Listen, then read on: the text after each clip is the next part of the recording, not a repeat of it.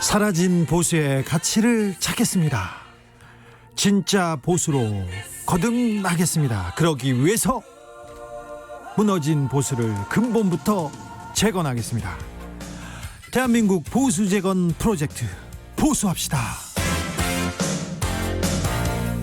원조 보수, 진짜 보수당 진보당 대표, 미래통합당 중앙위원회의 의장 김성태 대표님, 안녕하세요. 예, 안녕하세요. 김성태입니다. 일주일 잘 보내셨어요? 아유, 뭐 늦은 이 장맛비가 계속돼서 네. 정말 험난하고 어려운 일정 삶을 보내고 계신 우리 국민들께 위로 보내면서 제발 이제 이 비 그만 왔으면 좋겠는데 네. 아직도 뭐 지방에 며칠 더 오죠. 예. 그런 내보가 있기 때문에 이 비 피해 여야 정치권이 막 니탓 내탓 하지 말면서 예. 수해 복구에 좀 전념하는 그런 정치권의 모습을 기대합니다. 역시 정치인, 큰 정치인답게 대표답게 국민들을 위로하고 정치권들한테도 한마디 딱 해주네요. 그러니까 지금 와서 뭐 이 비 많이 와서 네. 이런 엄청난 지금 수재가 발생된 상황에서 예. 뭐 니탓 내탓 또 4대강 이야기 뭐 또 태양강 네. 뭐 그 이야기 해가지고 서로 뭐 공방 벌리면은 네. 본질적인 이 수해의 이 위기를 극복하는데 네. 집중이 되지 않죠. 역시 그런 정치가 바람직하지 않은 거죠. 역시 대표님, 지금 4대강 얘기할 게 아니다, 태양광 얘기할 게 아니다, 이렇게 딱 얘기하시는 거예요. 지금은 나중에 그 이야기하죠. 그렇죠. 지금은 수해 복구하고 국민을 다독거릴 때입니까? 그렇습니다. 네. 이럴 때 수해 복구 현장에 정치인들 막 이렇게 내려가잖아요. 네. 이번에 김종인 비대위 위원장이 그나마 미래통합당이 좀 변화되고 있는 모습을 보인 대목 중에 하나가 예. 김종인 비대위 지도 체제가 예. 그러니까 호남 수해 복구 현장을 상당히 발빠르게 움직이지 않습니까? 그러게요. 그것도 당의 원내대표를 비롯한 해당 상임이 이제 간사단을 다 이끌고 간 거죠. 예. 가서 그 현장의 목소리를 경청하고 그리고 김종인 비대위 위원장이 이 수해 복구 지원을 위해서는 필요하다면은 추경 편성에 야당도 협조하겠다. 네. 이거 좋은 거예요. 네.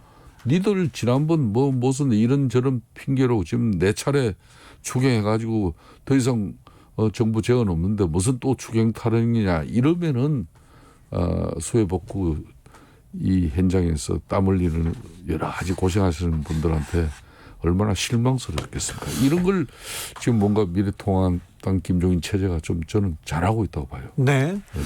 미래통합당을 칭찬하는 거는 또 오랜만이에요. 그죠? 그렇죠. 김종인 위원장이 이번에 또 뭐 지난주에 예. 사실상 8.15 이제 이 지금 또 강화문 이 집회에 예. 합류를 하느냐 안 하느냐 고민했는데 그건 크게 고민하더라고요. 그걸 안 하는 걸로 이제 최종 결정을 했지 않습니까? 예. 그래서 이제 그거 사실상 잘한 겁니까? 저는 그렇다고 봐요. 예. 지금 민주당이 이제 21대 국회 개원을 예. 일방통행식으로 뭐 법사위를 비롯한 상임위 전체 뭐 구성까지도 다 가져가면서 부동산 3법, 임대차 3법 뭐 정강석화처럼 해치웠지만 네. 야당이 선택할 수 있는 선택지는 또 이제 장애투쟁 집회로 갈 수 있는 그런 여건임에도 불구하고 예. 그 유혹을 이겨내고 의원들이 상임위 중심의 대정부 정책 비판으로서 네. 대정부 정책 질의를 통해서 국민들에게 호소하는 뭐 이런 방식, 이런 결정은 저는 잘했다고 보는 거죠. 그럼에도 불구하고 국회 안에서 그 정치를 보여주겠다 이런 생각을 했음에도 불구하고 국회 내에서 협상은 원활하지 않습니다. 그죠?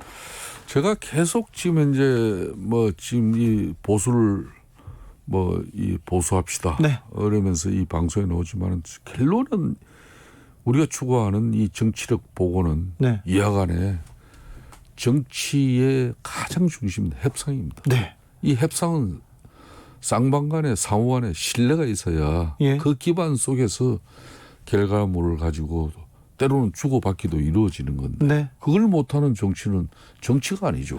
협상을 해야죠. 그럼요. 협상을 해야죠. 그런데 김성태 원내대표 때도 협상 많이 했어요. 근데 대표님도 단식하고 막 그러셨잖아요. 그러니까 저는 단식 투쟁을 통해서 그때 당시 이슈를 관철시키는 그거를 제가 달성하고 난 이후에는 바로 협상으로 갔어요. 협상을 가서 또 우리 야당 입장에서 가령 아동수당 같은 경우 보편적 뭐 이게 복지냐 뭐냐 해가지고 그걸 아동수당 지급 대상을 갖다 선별적으로 하는데 그 행정 비용이 1,000억이 드는데 막상 그 수당은 600억, 800억밖에 안 되는. 네. 이게 얼마나 여야 간에 정말 제대로 볼상사는 모습이었습니다. 이런 거는 저는 과감하게 다시 양보를 했어요. 조건 주고. 그렇죠. 그렇듯이 협상을 위해서 모든 카드가 써야지. 단식이든 투쟁이든 협상을 위한 그리고 대화를 위한 투쟁이어야지. 이렇게 협상을. 그러니까 야당이 뭐 단식, 삭발, 뭐 장애 집회, 시위 뭐 이런 걸 하더라도 네. 협상력 제고를 위한 하나의 수단이지. 네. 그 수단들이 목표가 될 수는 없는 거예요. 예. 그런데 한동안 우리 제1야당인 우리가 그냥 광화문 집회, 장애 투쟁, 집회 시위에 함몰돼 가지고 협상을 소홀히 했어요. 예. 그 결과 작년 연말에 패스트트랙을 맞이한 겁니다. 예.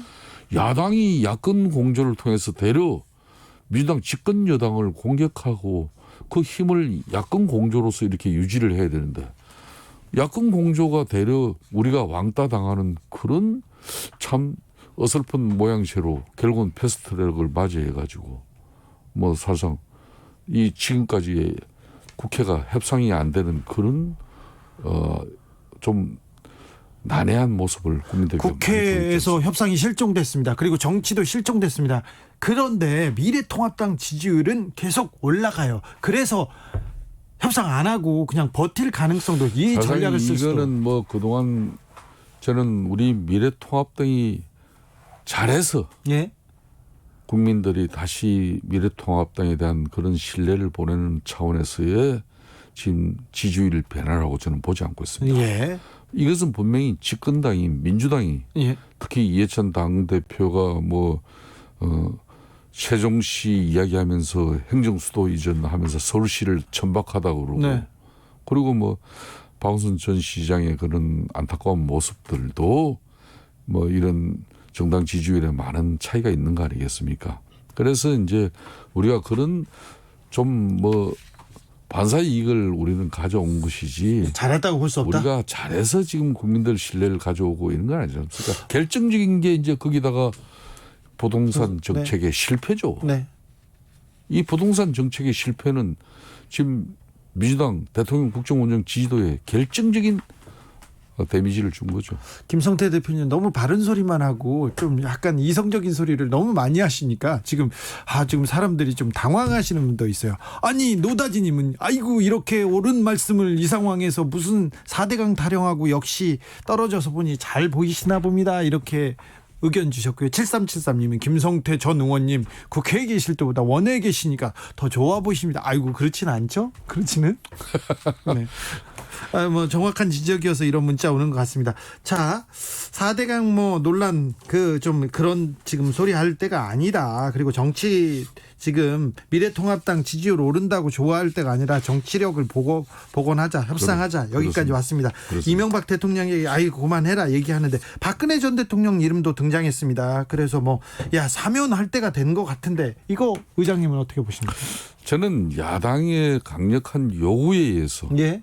박근혜 전 대통령의 사면 결정을 문재인 대통령이 할 문제이라기보다는 예. 저는 그것보다는 문재인 대통령이 국민 대통합적인 차원에서의 특히 코로나19 이후에 우리가 경제 회복의 국력이나 또 국민 대통합을 통해서 이뤄내야 되는데 네. 이 위기 극복을 그러기 위해서는 정권적인 차원에서 저는 우선적인 판단을 해야 될 문제라 그러지 지금 우리 당이 좀 지지율이 좋아졌다고 해서 다시 이 문제를 전면에 내세우는 것은 그렇게 해서 바람직하지는 않다고. 아니 박근혜 대통령이 감옥에서 나온다고 해서 국력 회복되고 그렇게 힘이 센 분도 아닐 텐데요. 아니 그러니까 국민 통합적인 측면에서 네. 전직 대통령의 그런 죄에 대해서 최종적인 대법원 판단이 이루어지고 나면은 그렇죠. 대법 판결이 나와야죠. 그때부터는 이제 대통령이 진정한 국민 대통합의 문제를 고민해야 되는 거죠. 네, 그렇죠. 아무튼 대법 판결을 받고 그다음에 국민 대통합 차원에서 이렇게 하자고 계속 바른 소리를 하시고 계십니다. 좀 당황스럽기도 합니다. 미래통합당에서 새로운 정강 정책 내놓고 있어요. 그리고 김종인호가 지금 계속해서 조금 당을 바꾸려고 하는 모양 그 노력이 좀 보이기도 합니다. 어떤 내용을 우리가 그러니까 이제 지난 총선에서도 그런 절대적인 패배를 가져갈 수밖에 없었던 게 결국은 합리적이고 상식적이고 균형적인 그런 정당을 추구하는 우리 중도층의 국민들이 볼 때는 우리 당이 너무 우경화돼 있고 네. 또 극우적인 목소리를 내는 사람이 당의 전면에 나 있었기 때문에 결론은 우리가 중도층을 공략하는 데 실패한 거거든요. 예. 그렇다면은 당이 좀 건강해지는 모습 우리 그러니까 가령 5.18 문제도 네. 이제 이런 것도 우리가 5.18 폐마하고 해모시하는 어떤 그런 인사들의 좀 부적절한 발언들이 예. 얼마나 또 많은 상처가 됐습니까? 그렇죠. 그런 거 바로 잡으면서 이제 우리도 5.18 정신을 진정성 있게 존중하면서 그런 두 번 다시 그런 불행을 이 땅에 또 되새기지 않는 그런 길기 보이고 또 이제 우리가 이제 근데 대표님처럼 당내에서 이런 얘기를 하면요.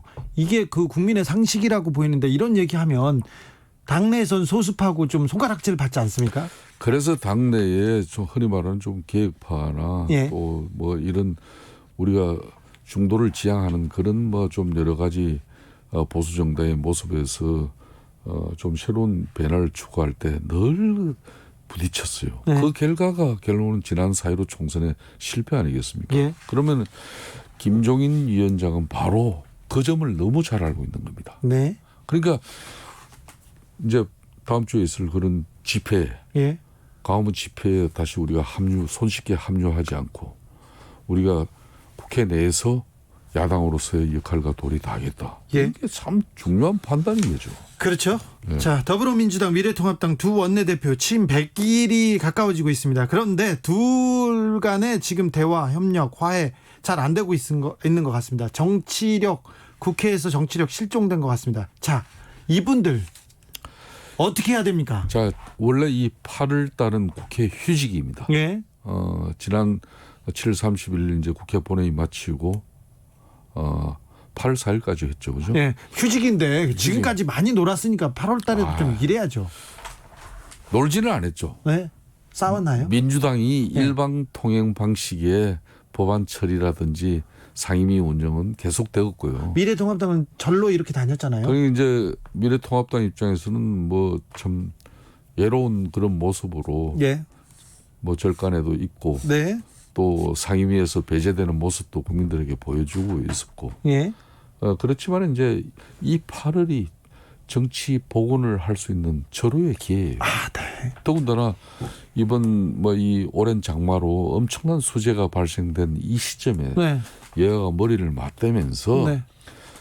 이제 이게 8월이 지나면 9월달 정기국회가 옵니다. 그죠? 그럼 국정감사도 해야 되고 또 엄청난 국회의 계절이 오는데 이런 때 이제 다시 상임위 문제도 정상화시키고 또 그러면서 민주당도 양보하고 그러면은 또 미래통합당 입장에서도 지난번 공수처 또 그리고 이제 임차인 3법 부동산 3법의 그 아픈 상처에서도 다시 국회를 정상화시키는 앞으로 협상과 상생을 통한 국회의 그런 모습을 위한 정말 그 타협점을 찾아야 돼요. 이 8월에. 네, 8월에 그걸 해요. 그걸 해야 이 두 사람이 살아납니다. 그래요? 안 그러면은 민주당이 한번 봅시다. 저 이야기 틀림없을 거예요. 문재인 대통령의 국정 운영 이 지지율이 계속 빠져나가고 민주당의 정당 지지율도 빠질 수밖에 없는 이 상황에 그 책임은 부동산 정책의 실패에서 비롯된 요인이 큰데 결국은 나중에 정치적 책임을 민주당이 칠 수밖에 없는 겁니다. 자, 근데 아까 그 중심에 김태년 원내대표가 지는 거예요. 김태년 원내대표가 책임을 지는데 아까 두 사람이라고 한 거면 근데 이 책임을 주호영 원내대표도 같이 지게 됩니까? 조호영 원내대표 입장에서는 얼마 전까지 무기력한 야당이라고 그 무기력한 야당의 책임은 사실상 원내대표를 지칭한 거 아니겠습니까? 예. 이미 그런 비판을 받아왔는 상태인데 야당 원내대표가 뭐 책임을 지자마자 할 게 뭐 있겠습니까? 예. 결론은 절대 다수 의석을 가지고 있는 집권당 민주당이 국민들로부터 신뢰가 계속 멀어지면서 나중에 그걸 다시 정치적 책임의 그 해오라기에 빠질 수밖에 없는 게 김태년 원내대표가 됩니다. 그런 관점이라면은 김태년 원내대표도 이번 8월 달은 다시 국회를 정상화시키는 그런 정치력 복원에 모든 걸 자신이 걸어야 됩니다. 6762님이 나 민주당 지지자인데 김성태 전 의원 다시 봐지네요. 22대에서는 꼭 보기를 이렇게 문자 주셨습니다. 대단한 응원 멘트인데요. 혹시 알바 쓰셨는지 좀 걱정이 되기는 합니다. 손무진님은 김성태 전 의원 나올 때마다 사실상 몇 번 하고 있는지 세고 있어요. 오늘은 사실상 몇 번 안 하셨습니다. 그럼 사실상 한번 합시다. 네, 사실상 문재인 대통령은 지금 잘하고 있습니까? 문재인 대통령 요즘 고민이 많으시죠. 네. 청와대 참모들부터 네. 뭐 1가구 2주택 전부 다 털어내자 했는데 네. 그게 또 원활치는 안 했고 쉽지 않았네요. 뭐 그중에 수석 한 사람은 또 뭐 성깔 있게 또 뭐 털고 나갔고 예. 그런데 대통령 마음이 편할 리는 없죠. 예. 문재인 대통령도 휴가도 못 갔지 않습니까? 예. 뭐 그런 측면에서 이번 8월은 또 이런 가운데 정중동을 하면서 네. 좀 국정이 살아나고 또 하반기 지금 이 경제가 참 큰 문제예요. 예. 우리가 OECD 가입 국가 중에서 그래도 마이너스 성장이지만은 네. 대한민국이 선방하고 있는 그런 결과가 나오고 그렇죠. 있지 않습니까? 코로나도 잘하고 있고요. 그러니까 본격적으로 이 위기 국면을 극복하기 위해서는 네. 정치가 안정돼야 됩니다. 예. 정치가 안정되는 그 책임은 민주당 김태년 원내대표예요. 네, 김태년 원내대표가 이제 네. 사실상 그동안 한 3개월 동안 일방적 통행식 민주당 주도에 그냥 뭐 국회가 돼버렸지 않습니까? 네, 일을 하고 법안 통과시키고 막 했죠. 그래서 그런 부분에 일정 부분 사과와 함께 앞으로 국회 잘해보자. 그래서 미래통합당 목세 상임위 위원장 7개도 이렇게 가져가시고 예. 우리가 막 그런 부분에 대해서 좀 사과도 한다. 네. 그 대신 법사위 문제는 전반기는 우리가 이렇게 시작했으니까 하고 예. 후반기는 이제 미래통합당이 가져가면서 이 법사위 야당이 맞는 그 전통도 일정 부분 살려가자 이러면서 자, 시작하면 되는 거예요. 대표님, 근데 그 안을 그 11대 7로 그냥 원래대로 나눠주자. 네. 그리고 전반기 법사위원장은 민주당이 하고 후반기 그 법사위원장은 미래통합당이 한다. 이 안을 김태년 대표는 받을까요? 조영 대표도 받을까요? 사실상 이걸 민주당에서 네. 제시를 했었죠. 민주당에서 했잖아요. 근데 안 받은 건 미래통합당이잖아요. 그렇죠. 이 법사위는 그동안 전통적으로 아니 그러니까요. 야당 몫이 했는데 그걸 가져가니까 자, 근데 다른 것도 이제 우리는 안 하겠다는 그 결기인데 네. 이걸 조영 대표가 받아야 되는구나. 이제 결심을 할 단계는 전 됐다고 봅니다. 아이고, 예, 여기서 우리 김성태 대표가 아주 중요한 데를 짚어주셨습니다. 원유정 님이 사선금지법 어떻게 생각하시나 여쭤봐 주세요 물어봤습니다. 통합당에서도 새 정강정책에 국회의원 사연임 금지법 냈고요. 민주당도 마찬가지인데 통합당 의원들 어떤 분위기입니까? 이게 이제 우리 미래통합당이 더 계획적인 모습을 국민들한테 보이는 단면이에요. 아, 그래요? 원래 미래통합당 초선 의원이 네. 3선 제한 금지법을 내고자 했지만은 그렇죠. 그거는 너무 좀 세다. 네. 그래서 이제 당론으로 거의 4선 제한 금지법이 네. 확정이 될 겁니다. 네. 뭐 이 부분은 저는 그것도 한 지역구에서 계속 4선 그러니까 우리가 영남 정당의 면모를 벗어나려면은 이거 해야 돼요? 영남 정당의 한 지역구에서 공천만 받으면 계속되는 그 모양은 피해가야죠.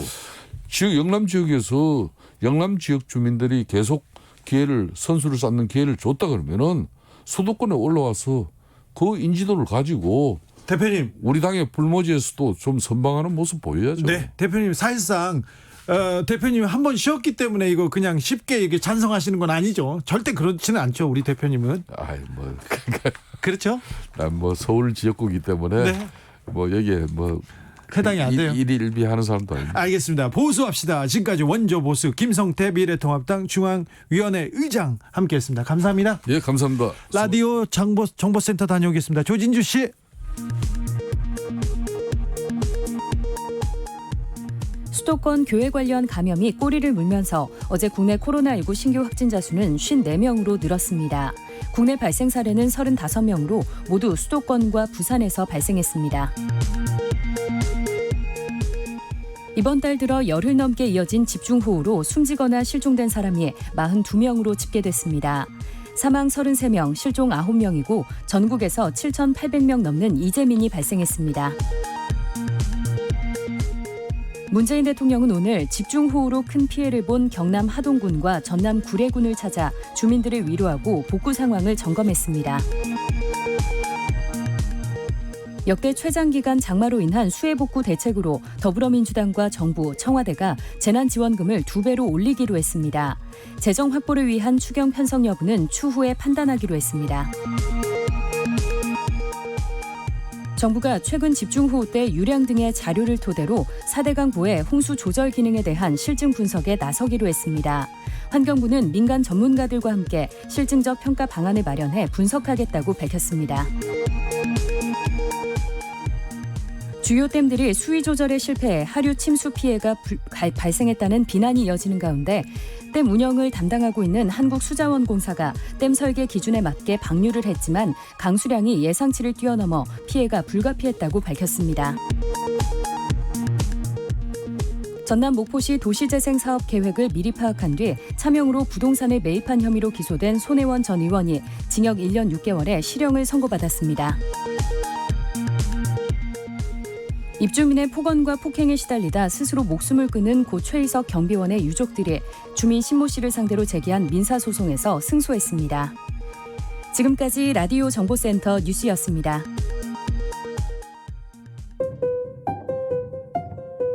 정치 피로, 사건 사고로 인한 피로, 고달픈 일상에서 오는 피로. 오늘 시사하셨습니까? 경험해보세요. 들은 날과 안 들은 날의 차이.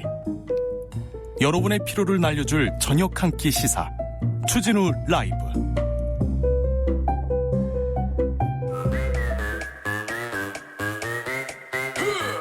모두 정숙해 주십시오. 재판 5분 전입니다. 재판부 입장하고 변호사들 들어왔습니다. 그럼 사건 번호 0812 오늘의 재판 시작하겠습니다. 양지열 변호사 출석했습니까? 네, 양지열입니다. 박지훈 변호사 출석했나요? 네, 출석했습니다. 네, 잘 지내셨나요? 오늘 햇빛 보니까 좋더라고요. 그러게요. 참 이게 언제부터 햇빛이 이렇게 반가웠는지. 네. 태양이 이렇게 소중한 존재입니다. 박지훈 변호사. 뭐 그렇습니다. 예. 네. 뭐 아직 비가 계속 아직 비 맞고 있는 것 아직 같은데. 장마가 끝난 게 아니니까. 그러니까요. 언제 예. 또 올지 몰라서 또 이재민들도 많고 좀 좀 그렇습니다. 두렵습니다. 네. 비가 너무 오니까 막 그런 생각 들어요. 우리가 지구한테 너무 잘못한 건가? 이거 그건 좀 반성해야죠. 저는 모르는데 어느 기상통보관이 라디오 듣는데 앞으로도 장마가 이렇게 길어집니까라고 이 앵커가 질문을 하니까 그러더라고요. 기상이변 때문에 앞으로 날씨를 예측할 수 없는 게 정답이더라고 우리 하는데 옛날에 이게 뭡니까? 열대 우림 지역이라 그러잖아요. 네. 그런 느낌이 들어요. 비가 그러니까요. 많이 오고. 아열대성 이제 옛날에는 우리나라의 특징이 예. 뚜렷한 사계절이 있다는 등 온대 기후다 그렇죠. 얘기했는데 사만사원 뭐 이런 이제 게 아닌 것 있었는데 같아요. 아열대 기후 같아요. 기후뿐만 아니라 코로나19도 사실 사람의 잘못이 크잖아요. 네. 예. 박성수님이 제가 국민학교 국딩 시절에 1972년 8월 19일 아유. 서울 경기에 집중호우가 와서 물난리가 났는데요. 그때 소가 떠내려와서 그 큰 눈을 깜빡이면서 살려주소 하는 표정이 아직도 기억이 생생해요. 이 장면 KBS에서 중계해 주었어요. 이렇게 했는데. 전 태어나지 않았고요. 양 변호사는 뭐 한 2살 됐겠네요. 그렇습니까? 그렇게 건방지게 얘기를 하세요? 죄송합니다. 첫 번째 재판으로 넘어가겠습니다. 이번 재판은 부동산 투기 의혹 손혜원 전 의원 재판입니다. 1심에서 징역 1년 6개월 나왔습니다. 구속 구속 안 시켰어요. 실형 구속하지는 않았습니다만 실형을 받을 만한 그런 사안이었습니까? 그러니까 이게 참 모호합니다. 1년 6개월이면 단기 징역형이거든요. 징역형인데 굉장히 큰 아니, 그러니까 징역형이라는 건 무겁지만 네. 그러니까 법정에서 선고되는 형량치고는 낮은 거예요. 그러니까 1년 6개월 정도를 선고를 하면 대부분 집행유예로 가지 실형으로 선고하지는 않거든요. 근데 이유를 뭐 짐작해 보자면 일단 재판부가 이렇게 밝히고 있어요. 수사 단계에서부터 재판 단계까지 끝까지 부인하고 있다. 네. 그러니까 개전의 정이 없다. 그런데 이걸 뒤집어 얘기하면 부인하고 있다는 얘기는 곧 실제로 무죄일 수도 있다는 얘기인 거거든요. 억울하다. 예, 억울할 수도 있는 거거든요. 그러니까 재판부 입장에서는 실형을 선고를 하지만 이걸 그냥 집행유예로 하기에는 그러니까 유죄를 인정하지 않았으니 집행유예를 못하고 그렇다고 법정 구속을 시키자니 나중에 또 무죄로 항소심이 바뀌어버리면 억울한 일을 만드는 거거든요. 그래서 1년 6개월로 실형을 선고하지만 법정 구속을 하진 않은 상황입니다. 네. 참 글쎄요. 뭐 전반적으로 좀 봐야 되지 않았나 싶은데 전반적으로 봐야 되지 않았나. 이게 전반적으로 봤어야 되는데 이 사안을 조금 너무 이 사안만 놓고 이 작은 혐의만 놓고 그렇죠. 그것만 쳐다본 것 같아요. 그 법적 잣대 이렇게 놓고 보면 뭐 어떤 범죄든지 유죄를 만들 수가 있습니다. 사실은 뭐 저는 사실 이 사건에 대해서 정확하게 명확하게 모든 걸 알고 있지 못하기 때문에 제가 재판부 어떤 판단에 대해서 이렇다 저렇다 말하기는 좀 그렇지만 글쎄요, 이게 유죄가 전 안 될 거라는 생각을 좀 못했었는데 또 더더군다나 실형이 또 선고될 거라는 생각도 못했었고요. 또 거기다가 또 법정 구속은 또 안 했습니다. 여러 가지 생각할 거리가 좀 많은 판결이 아니었나 생각이 듭니다. 양재열 변호사님. 판결 이유 중에 좀 눈에 띄는 대목이 이런 거가 있더라고요. 그러니까 손 전 의원이 도시재생 사업을 하겠다는 그러니까 순수한 목적은 인정되지만 역시 이 본인의 경제적인 이익을 추구한 것도 인정이 된다라고 해요. 예. 근데 그거 두 개가 양립할 수 있는 건지 일단 의문이 들고요. 또 결국에 이제 이 어떻게 보면 범죄 유무죄를 가리는 가장 중요한 부분이 도시재생 계획이라고 하는 목포시의 계획이 이게 비밀이 있는 보안 자료였느냐 예. 이 부분이었는데 보안 자료라고 해서 이거를 유죄를 인정한 거거든요. 그러니까 남들이 모르는 투기 자료를 정황을 가지고 알고 있었다. 먼저 투자 샀다. 정황을 네. 알고 있었다라는 건데 거기에 대해서 다른 사람이 아니라 1심 재판의 변호인이 나와서 이제 항소 계획을 밝히면서 재판부에서 과거의 대법원 판례를 이 무리하게 적용한 것으로 본다. 그러니까 과거의 대법원 판례란 건 뭐냐면 지금처럼 매체가 발달하지 않아서 그런 어떤 뭐 도시에 무슨 일이 벌어진다 이런 것들을 잘 알 수 없을 때. 근데 지금은 언론을 통해서도 충분히 알려진 사실이었다. 이 부분을 얘기를 했거든요. 근데 제가 그 검사들하고 판사들하고 제가 취재를 조금 했었는데 이 문제가 차명으로 샀고 금전상 이익을 받기 때문에 이거 뭐 유죄는 맞는 것 같다면서 어렵지 않게 그냥 유죄를 예상하더라고요. 그렇죠. 근데 저는 좀 그건 좀 아니게 보거든요. 뭐 그렇게 좀 생각할 수도 있어요. 뭐 법조인들 입장에서 봤을 때는 네. 검찰 같은 경우는 구형도 상당히 많이 했었어요. 4년 구형했습니다. 막 그런 유죄의 심정을 갖고 구형을 했는데 저는 이 재판부가 실형을 하면서도 법정 구속 안 한 건 그만큼 좀 자신이 또 없었던 측면도 있는 것 같아요. 만약에 구속했다가 2심에서 뒤집어지거나 이럴 가능성도 배제 못하니까 일단 방어권 행사 차원에서 법정 구속 면하게 한 게 또 그런 측면도 있기 때문에 원래 같으면 거의 한 90% 이상은 구속이 됩니다. 예. 왜냐하면 도준 우려나 증거인멸 우려가 있다고 볼 수밖에 없기 때문에 인정하지 실행 않으니까 자백 하나도 네. 안 했잖아요. 네. 그러니까 그런 측면에서 한편으로는 정치적인 측면도 조금 고려가 된 게 아닌가 생각이 듭니다. 법적 잣대라기보다는 이렇게 봐요. 저는 그러니까 이런 거잖아요. 땅하고 집을 샀다. 예. 어느 곳에 예. 땅하고 집을 샀는데 거기에 개발 계획이 지금 들어갈 것이다. 이것만 두 개만 딱 놓고 보면 그래 따지면 뭐. 전형적인 어찌게 보면은 투자를 위한 어떤 부정부패죠. 그런데 거기에 그 지역 자체가 우리가 흔히 알고 있는 그런 지역이 아니다. 돈을 벌고 개발해서 이게 투기를 하는 지역이 아닌. 그러니까 지하철이 뚫린다거나 뭐 이런 KTX가 들어가고 이런 지역하고는 상관이 없는데 저기 사면 몇 년 개발되면 몇 년 얼마 떠 이런 네, 건 아니에요. 그런 거를 반영을 재판부가 안 그런 한 생각을 것 못 한 것 같아요. 재생 사업이라는 거 있는. 그러니까 이게 이 판결이 이제 확정되고 이게 뭐 대법원까지 갈 거로 저는 생각이 드는데 이래 되면 국회의원들 처벌받는 사람 엄청 많아요. 그래서 사실 저는 이게 좀 그런 부분은 처음에 봐야 될 것 같아요. 손 전 의원 문제 이거 터졌을 때 국회에서 우리 이해충돌 방지법 만들게요라고 막 얘기 나왔었거든요. 네. 그러다가 자기네 지역구도 싹 살펴보니까 안 되겠다 하고 싹 사라졌어요. 네. 작업반님이 개전의 정의인가 뭔가 없으면 무조건 유죄인가요? 이런 질문 나왔습니다. 실형이 되는 게 이제 그것 때문에 됐을 가능성이 있다고 봐야 되겠죠. 네. 유죄인데 집행유예를 해주려면 뭔가 반성의 기미가 있어야 되는데 그게 아니기 때문에 그래서 실형을 한 것 같습니다. 그럼에도 불구하고 법정 구속은 또 하지 않는 것은 한편으로 정치적 고려도 했다라고 생각이 듭니다. 다른 재판으로 넘어갈까요? 다른 사람 앞에서 군대 직속 상관 욕을 했어요. 이게 상관 모독죄에 해당한다는 이런 판결도 나왔습니다. 네, 저 1심에서는 뭐 이게 피해자들 둘이서 얘기했던 거예요. 예를 들어서 이 국군 병원에서 이제 근무하던 이제 병사입니다. 네. 병사가 자신의 직속 상관에 대해서 비속어 욕하면서 이렇게 둘이서 욕을 했던 거를 옆에 있는 간부가 들었어요. 듣고 이게 상관 야, 모욕죄라고요? 너 직속 상관 욕을 하냐? 그러면서 신고 비슷하게 했고요. 네. 그래서 상관 모욕죄로 기소까지 됐는데 1심에서는 이게 뭐 저속한 표현이긴 하지만 이게 모욕 정도까지는 좀 보기 어렵다라고 해서 아니 없는 무죄가 데선 됐습니다. 나라님도 욕하잖아요. 근데 2심에서는 이건 안 된다고 봤어요. 2심에서는 군대에서 이런 거라도 해야 이런 거라도 해야 스트레스 푼다는 그런 분들이 있어요. 그러니까 문제가 그거예요. 둘이 있을 때 얘기를 하지. 왜 다른 간부가 듣는데 그 앞에서 욕을 그래서 하냐. 이것도 손혜원 의원 사건하고 뭐 같이 볼 건 아니지만 이것도 네. 법적인 잣대로 보면 맞아요.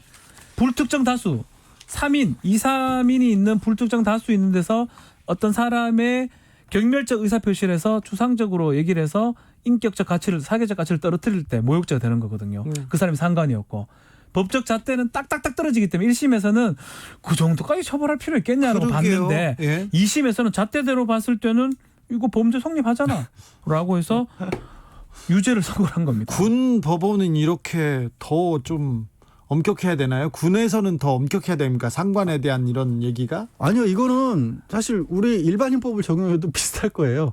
아 그래요? 네, 비슷해요. 다만 이제 선고유예는 뭐 사실은 상당히 경한 그렇죠. 형인데요. 선고 거의 그 뭐 무죄 같은 거예요. 처벌을 죄는 맞는데 처벌하지 않는다. 이게 선고유예입니다. 저도 뭐 좀 소령으로 이제 저는 전역을 했는데 그렇죠. 군 법무관 출신. 실제로 저도 제 욕을 하는 부하들 들은 적이 있습니다. 예. 그럼 다 이거 뭐 처벌합니까? 하고 웃고 말죠. 욕할 수도 있고. 네. 그 사람 입장에서 기분 아니 나쁘죠. 박지훈 변호사 이러고. 웃고 말지는 않았잖아요. 웃지는 못했지만 네. 그냥 넘어가지 신고하거나 않았을 것 같은데. 아이, 계속 그 사람들은 기분은 안 좋았죠.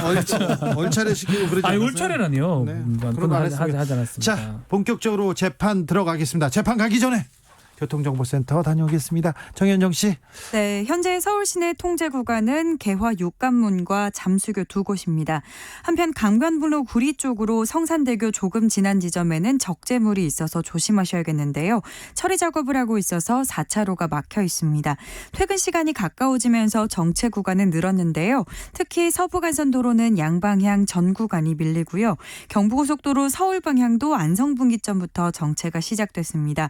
판교분기점 달래내에서 반포까지 이어서 지나기 어렵습니다.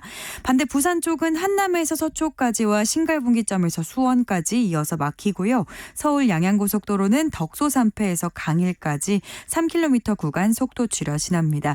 서해안고속도로는 서울 방향으로 송악 부근에서 서해대교까지 7km 구간 속도 줄여 지나고요. 서평택 분기점에서 비봉 부근까지는 13km 구간 속도 내기 어렵습니다. 이어서 매송휴게소에서 용담터널까지 밀리고요. 일직 분기점에서 금천까지 정체입니다. KBS 교통정보센터였습니다. 테이크아웃 시사 나왔습니다. 오늘도 하나 챙겨가세요. 주진우 라이브. 재판 5분 전 이어가겠습니다. 본격적으로 재판 들어가겠습니다. 사법농단 의혹 사건 재판입니다. 이거 진짜 6.25 터지고 가장 중요한 재판이기도 합니다. 우리나라 사법체계 근간을 흔드는 법 재판을 이게 좌지우지했습니다. 이동원 현역 대법관이 증인으로 출석했습니다. 현직 대법관이 출석하다니 이거 처음 일이죠. 처음이죠. 형사재판에 그런데 증인으로 간 거예요. 문건 전달 받았다. 봤다. 이렇게까지 얘기했어요. 네. 지금 재판 자체는 임종원 법원행정처 차장입니다. 예. 이 재판 관련 특히 통진단 해산 관련해서 예. 그때 국회의원 그 지위를 인정해 달라고 통진단 의원들이 소송을 넣었었는데 그랬는데 이 건 관련해서 소송에 개입했다. 네. 직권남용죄로 지금 재판을 받고 있는 그런 상황인데 여기에서 이 대법원장한테 이 당시 판사한테 전달했냐 안 했냐 네. 이 부분에 대해서 증인으로 나와서 법정에서 실제로 증언을 다 했습니다. 재판이 중요한 게 어떤 식으로 판결을 하라는 그런 문건을 전달받았습니다. 이게 내용이 되게 좀 웃겨요. 왜 웃기다고 말씀을 드리냐면 헌법재판소가 과거에 이제 통합진보당을 해산을 했잖아요. 예. 통합진보당을 해산하니까 당이 없어지고 나서 국회의원들은 당연히 이 자격을 상실한 겁니다. 그랬더니 옛 통합진보당 의원들이 아니 우리는 그 당하고 상관없는 사람들인데 당을 없앴다고 해서 우리 국회의원 자리까지 뺐냐라고 하면서 이거 취소해달라고 소송을 한 거예요. 예. 그랬더니 1심 이제 법원의 1심에서는 이거 헌법재판소에서 이게 해산한 거기 때문에 우리가 그 내용에 대해서 왈가왈부할 수 없다라고 한 겁니다. 그런데 그랬더니 대법원이 보니까 이게 헌법재판소와 대법원이 라이벌이잖아요. 약간 좀 서로 경쟁의식이 있어요. 미묘하게. 서로가 최고법원이라고 하는데 그렇죠. 대법원 입장에서 봤었을 때 1심 판결이 못마땅한 거예요. 야 헌법재판소가 해산했다고 왜 우리가 그걸 못 들여다보냐. 그렇죠. 너 왜 판단을 그렇게 하냐. 대법원에서 헌법재판소를 약간 아래로 예, 무시하는 경향이 있습니다. 그렇죠. 네. 그러니까 이거 왜 그딴 식으로 하냐. 2심에서는 국회의원 자리를 찾아주든 안 찾아주든지 간에 재판은 제대로 해봐라. 들여다볼 수 있다라고 해라. 하라고 했어요. 네, 하라고 했고 실제 결론도 물론 국회의원들이라고 받아준 건 아니에요. 통진당 의원들 얘기를 들어준 건 아니지만 재판을 한 거예요. 예. 그러니까 결국에는 이게 이 검찰이 기소를 한 거는 대법원의 법원행정처가 관여를 해서 예. 재판에 영향력을 행사한 거 아니냐라고 예. 했는데 그때 당시에 이제 재판관이었던 현재 이동원 대법관이 문건을 받은 건 사실이다. 밥 먹고 예. 밥 먹자고 해서 밥 먹고 이민걸 전 기조실장이죠. 기조실장이 밥 먹고 오는데 이거 한번 보라고 해서 문건을 줬고 나도 읽어보기도 했다. 봤는데 양심에 따라서 법에 따라서 그거하고는 상관없이 판결했다. 판결했다. 아니 그런데요. 근데 그 판결한 내용이 그 문건하고 똑같다면서요. 그대로 됐어요. 결론은 같은데 네. 과정이 다르다. 법리가 다르다. 그래도 결론은 같잖아요. 아니 왜 저한테 인상을 쓰세요? 아니 그런데 이 재판이 독립적이어야 되는데 네. 법과 양심에만 이렇게 비추어서 판결을 해야 되는데 이미 영향을 받았잖아요. 그렇죠. 영향을 받은 것 자체가 문제지 않습니까? 그럼에도 불구하고 저 재판의 결론이 좀 예상이 되거든요. 예? 뻔하죠 뭐. 증인으로 나오긴 했어요. 현직 대법관이 증인으로 나와서 이 부분은 사실은 논란이 되기도 하고 왜냐하면 증인 신청했기 때문에 채택이 된 건데 결론은 저는 이제껏 직권남용죄가 지금 대부분 무죄가 되고 많이 있죠. 선고가 되고 있거든요. 네. 그렇게 갈 것 같아요. 그래서 법원에서 사실은 법과 양심에 따라서 판결을 할 수 있죠 분명히. 예? 근데 이제 법과 양심이 어떨 때는 이래 되고 어떨 때는 저래 되고 최근에 이제 이상훈 삼성전자 전 의장이죠. 예, 이사회 의장. 그거는 또 무죄가 됐어요. 무슨 사건인지 설명을 좀 해주고 무죄라고 하세요. 압수수색건요. 예, 압수수색을 해가지고 이제 문제가 됐던 사건인데 아니 그러니까 정확하게는 네. 최근에 아니죠. 삼성에서 삼성 서비스 직원들 노조 관련된 노조를 사건이죠. 와해하는 작업에 관여를 했다. 그래서 삼성전자의 이 이사회 의장이었던 사람이 거기까지 보고가 올라갔다가 삼성은 본사 차원에서 관여를 하지 않았다고 했지만 실제로는 관여를 했다라는 건데 유력한 증거가 있었어요. 네. 보고서가 있었어요. 보고서가. 다른 데서 발견한 거예요. 2018년, 17년으로 제가 알고 있는데 이명박 대통령 관련된 압수수색하다가 이 예. 문건을 발견하고 그 네. 문건을 기초로 해가지고 기소를 했고 1심에서는 실형이 떨어졌습니다. 실형 1년 6개월에 나왔습니다. 떨어졌던 그런데 왜 무죄가 나왔습니까? 2심에서는 그 증거 획득 과정이 잘못됐다는 겁니다. 증거 획득 과정이. 예. 그래서 우리 형사법에 아주 중요한 원칙이 있긴 합니다. 위법 수집 증거 배제 법칙이라는 게 있어요. 근데 그게 위법하게 수집했습니까? 아니 1심에서는 그렇게 보진 않았는데요. 원래 그 사람에 대한 수사라는 과정에서 압수수색한 게 아니고 다른 거. 그러니까 예를 들어서 그러니까 심플하게 말씀드려서 제 몸을 수색했는데 갑자기 박지훈 변호사의 범죄 증거가 나온 거예요. 예. 그러면 박 변호사에 관한 수색 영장은 없었던 거잖아요. 그러니까 이 저를 수색해서 나온 증거를 가지고 박 변호사를 처벌할 수 없다는 겁니다. 원칙적으로 하면 새롭게 영장을 받아서 그걸 가져갔었어야 돼요. 근데 그 위법한 건 맞고 이 증거도 맞는데 예, 증거 수집이 약간 법의 절차를 예. 넘어갔다. 재판부도 그렇게 해요. 아니 그런데 예. 장소를 특정해서 압수수색을 하는데 그 증거인멸하지 않습니까? 네. 저기다 숨겨놓은 거예요. 네. 이 방만 압수수색하라고 했는데 저 방에다 숨겨놨어. 저 방에서 찾은 거잖아요. 그렇죠, 그렇죠. 이 사람이 증거인멸을 했다는 것도 알았고. 일단은 법원 판결도 2심 판결도 마찬가지예요. 뭔가 그렇다고 범죄가 없는 건 아닌데 우리가 봐도 범죄는 한 것 같다. 근데 증거가 지금 없기 때문에 이 없는 증거를 토대로는 못한다. 이렇게 났는데 위법 수집 증거 배제 법칙을 적용하는 판례도 있고요. 안 적용하는 판례도 있습니다. 뭐 제가 다 계산을 하지 않았지만 적용이 안 되는 판례가 더 많은 걸로 제가 알고 있거든요. 예. 근데 삼성이 딱 들어가면 이게 탁탁탁탁탁 뭔가 따다닥 적용이 됩니다. 알겠습니다. 이럴 때 과연 국민들 입장에서 뭐 이 사실 사법농단 재판 얘기를 했지만 모든 판결을 좀 믿을 수 있을지 법 앞에 국민들이 평등할지 이런 제가 얘기를 좀 드리고 싶은 겁니다. 네. 다음 재판으로 갈까요? 다음 재판 한국 타이어 경영권 분쟁 이거 본격화되고 있는데 요거 뭡니까? 요거 뭐예요? 그러니까 한국 타이어 지금 아직 오너가 있습니다. 회장이 있는데 그 회장이 조양래 회장이죠. 네. 조양래 회장이 이 자녀들 중에서 막내 아들인가요? 네. 막내 아들에게 자기 경영권을 넘겨준 거예요. 갑자기 네, 경영권, 그러니까 결국 지분을 줘서 그 지분을 통해서 경영권을 넘겨줬다라고 볼 수 있는데 이게 다른 사남매거든요. 다른 그 뭐 형제 자매들이 이거 아버지가 이 막내 아들에게 준 게 네.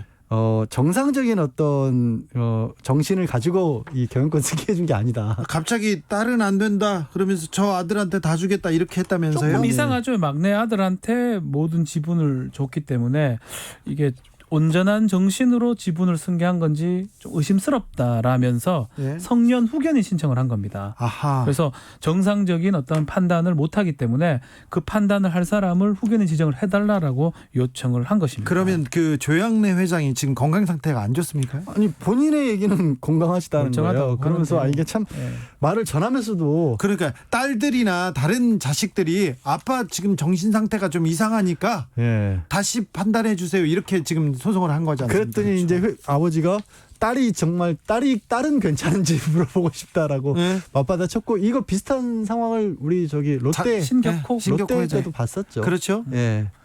결국은 이제 돈 문제거든요. 네.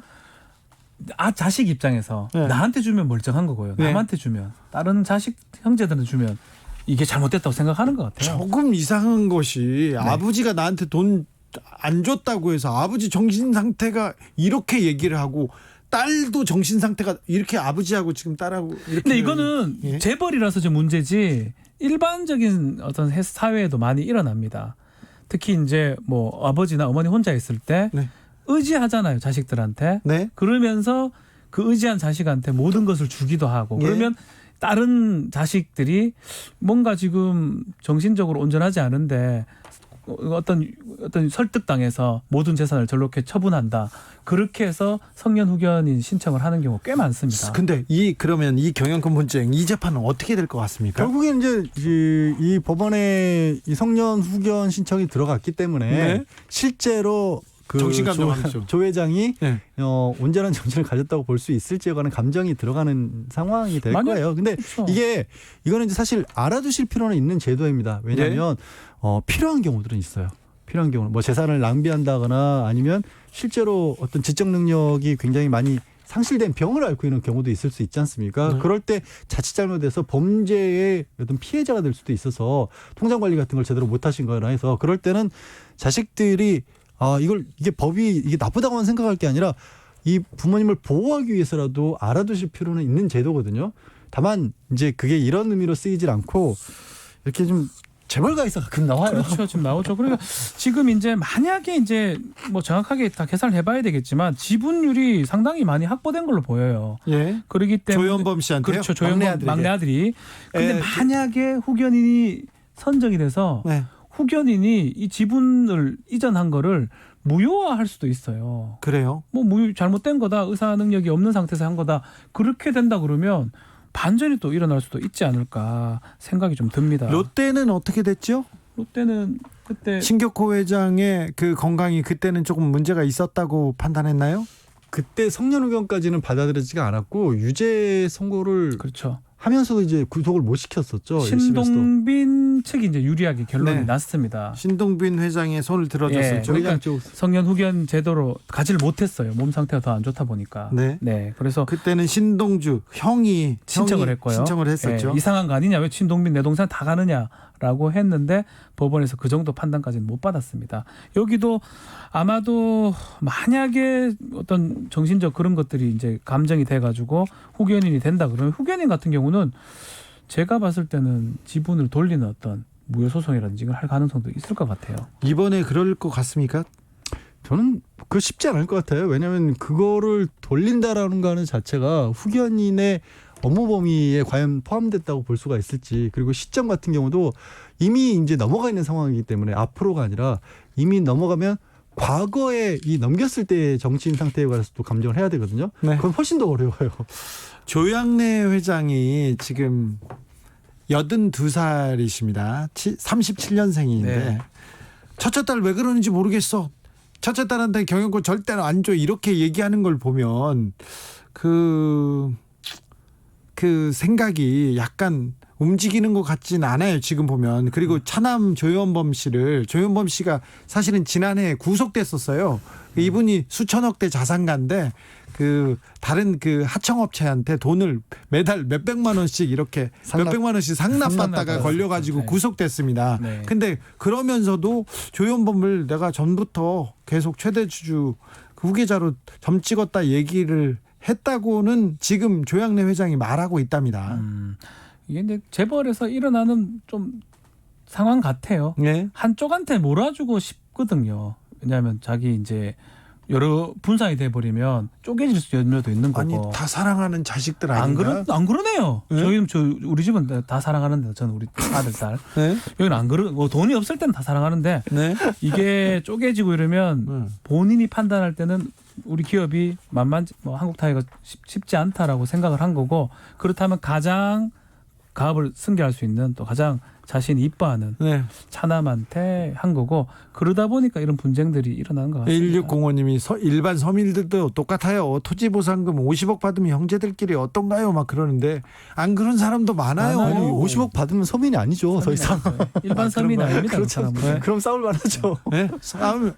안 싸우고 이렇게 형제들끼리 우애 이렇게 있게 지내는 사람들도 사람도 많아요. 많이 있습니다. 많이 있고요. 법대로 하면 돼요. 근데 공평하게 이것도 그냥. 근데 역시 놓치지 말아야 될 부분은 이런 거예요. 왜 재계라고 불리는 곳에서 또 아들에게 이 경영권 자체를 물려주려 하니까 또 이런 분란이 일어나는 거예요. 그렇습니다. 그렇습니다. 왜 그 넷 중에서 꼭 물려줘야 해요?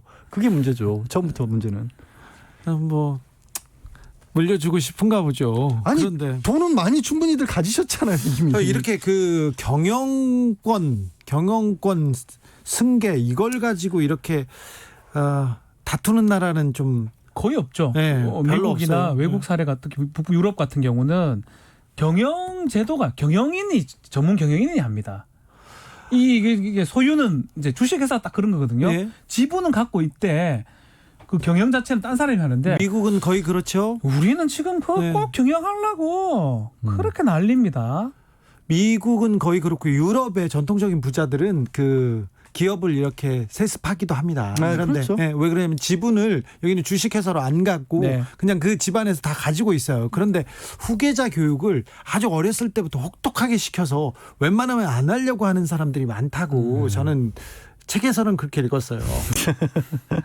우리만 이렇다고 하는데 그냥 주식회사라는 건 말 그대로 소유하고 경영이 분리된 건데. 아니, 그 부분은 이제 이재용 삼성 부회장이 정리를 해줬죠. 내가 부회장 맡아서 경영권 맡아보니 네. 정말 하기 힘든 일이더라. 예. 전문 경영인에게 맡기는 게 낫다라고 본인이 스스로 입장도 밝혔잖아요. 그래서 내 자녀에게는 물려주지 않겠다라고. 네.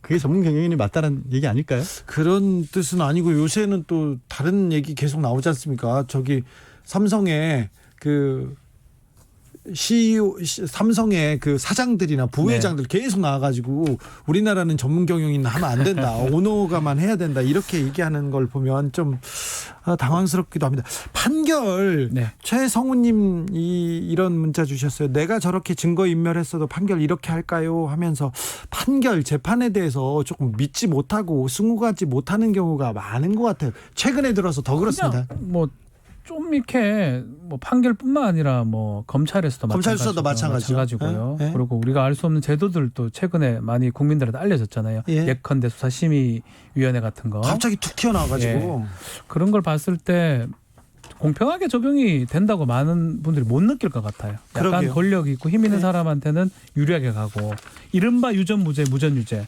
그게 지금 적용되는 것 같아서 너무 많이 적용되는 것 같아요. 아니면 좋지만 네. 법조인인 뭐 저희들 입장에서도 그런 부분들은 좀 당황스럽고 어디 가서 특히 우리 아이들한테 우리나라 법 앞에서 평등하다 과연 이렇게 쉽게 말할 수 있을지 조금 그런 부분은 아쉽습니다. 네, 노회찬 전 의원이 법은 만 명에게만 딱 10,000명한테요. 만 명에게만 평등하다는 말이 좀 계속 딱 10,000명이 네. 10,000명한테요. 예. 계속 뇌리에 남습니다. 법원 여름 휴전기 끝났죠? 끝났죠. 맞습니다. 이제 앞으로 재판 시작돼야 되죠? 뭐 주요 재판 갑자기 이제 조국 전 장관 밀려 있었죠. 밀려 있는 네. 거 네. 내일 정경심 교수 재판인데 네. 아 그렇네 이게 내일 정경심 교수 재판인데 어떤 쟁점이 있습니까? 표창장 지난번에 검찰에서 이런 식으로 표창장을 위조했다라고 그거를 이제 재연을 했거든요. 본격적으로 표창장 재판이 예, 이제 시작됩니다. 이제 시작입니다. 아, 이제 진짜. 예. 근데 그러면 이제 당시에는 갑작스럽게 증인을 신청을 하고 재연 과정을 했기 때문에 반대 신문을 못했어요. 예. 그래서 당시 실제로 그때 조 전 장관 딸이 봉사활동했던 것을 같이 봤던 다른 학생들이 증인으로도 신청이 돼 있고, 근데 문제는요 그 표창장이 나왔다고 하는 PC 있지 않습니까? 네. 그거 자체가 사실 아까 위법 얘기했던 수집 위법 수집 증거예요. 증거의 원칙을 강하게 적용을 하면 네. 안 아예 돼요. 따질 이유도 볼 없어요. 필요도 없어요. 다른 데서 가져왔잖아요. 다른 데서 예, 가져왔어요. 동양대 강사교실에서 갖고 온 거거든요. 예. 요 원칙대로 이상훈 그 재판대로라면 더 이상 심리할 필요도 없어요. 아예 아무것도 없는 거예요. 아무것도 없이 판단하는 건데요. 뭐. 지금 그러면 지금 사모펀드가 날아간 상황에서 표창장까지 다 날아가면 날아간 거죠, 뭐. 아니 그러니까 그렇게 하면 안 된. 아닙니다. 예. 네. 그리고 위법 수입 증거 모집 법칙은 영미법에서는 많이 적용하지만 대륙법계잖아요. 우리나라는 사실은 다 적용하지는 않습니다. 그렇죠. 실체 진술이 더 중요하다고 보거든요. 이게 선별적으로 지금 법이 적용되기 때문에 지금 저기 법의 형평성 계속 얘기합니다. 또 다른 재판은 뭐 있죠? 뭐그 조주빈 것도 있죠. 박사방. 박사방이 예. 있습니다. 조주빈 건 같은 경우에는 지금 핵심 쟁점이 되고 있는 부분이 조주빈과 그 일당들이 과연 범죄 단체라고 볼 수 있느냐. 네. 이런 식으로 이제 컴퓨터에서 특히 불법 촬영과 관련해서 역할을 나눠서 뭔가를 했다고 해서 범죄 단체 조직죄를 적용한 사례는 없거든요. 네. 예전에 아시겠지만 이거는 이제 조직폭력배들에게 적용을 했던 그렇죠. 거라서 이번에 처음으로 네, 처음으로 시도를 해보는 거고 과연 역할 분담이 있었느냐 아니면 이제 조주빈 측에서는 조주빈의 일방적인 지시에 의해서 따랐을 뿐이지 우리가 하나의 모임을 만들어서 이렇게 규율을 가진 단체는 아니었다라고 하고 있습니다. 네, 조주빈한테서 여기 질문 하나 있습니다. 매주 반성문 쓰고 있지 않습니까? 조주빈이 열심히 쓰고 있대요. 이건 정상 참작이 될까요?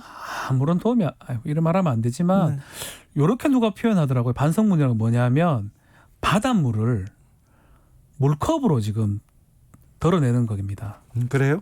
암만 덜어내봐요. 그게 없어지는지. 그래도 전관 변호사들한테 이렇게 하고 반성문 그게 썼고 뭐 반성 잘못이 적을 때는 가능하죠. 네. 아주 작은 물이면 찰랑찰랑거리면 자꾸 떠내면 하나씩 쓸 때마다 떠낼 수 있는데 바닷물을 짓을 했어요 지금. 이건 안 될까요? 알겠습니다. 여기까지 할까요? 재판 5분 전 양절 변호사 박지훈 변호사 함께했습니다. 감사합니다. 네, 고맙습니다. 고맙습니다. 킬러스의 미스터 브라이트사이드 들으면서 주진우 라이브 마무리하겠습니다. 6663님이 상관 욕하는 건 모르겠는데 고참을 욕하면 안 됩니다. 절대 안 됩니다. 쫄병 때 고참은 하나님과 동기동창이라고 밤마다 외웠거든요. 아하, 이 법을 우리가 몰랐네요. 네, 저는 내일 오후 5시 5분에 돌아옵니다. 지금까지 주진우였습니다.